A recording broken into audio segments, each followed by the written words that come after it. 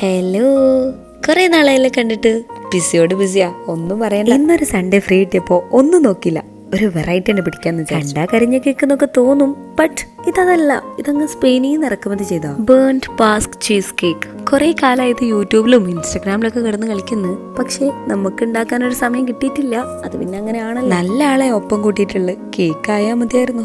ഇതിന്റെ ടെക്സ്ചർ കണ്ടിട്ട് എനിക്ക് വലിയ പ്രതീക്ഷ ഒന്നുമില്ല. പഠിച്ചോനെ, കരിഞ്ഞ മണം, എല്ലാം കൂടി പൊട്ടിത്തെറിക്കൂ. ഫ്രിഡ്ജിൽ എത്ര ഒളിപ്പിച്ച് വെച്ചാലും ഒരു ആവശ്യം നേരത്തെ ചോക്ലേറ്റ് നോക്കുമ്പോൾ തീരുമാനമായിട്ടുണ്ടോ. ഒരു 15 മിനിറ്റ് കഴിഞ്ഞ് എടുത്തു നോക്കിയപ്പോ ഇതാണ് സ്ഥിതി.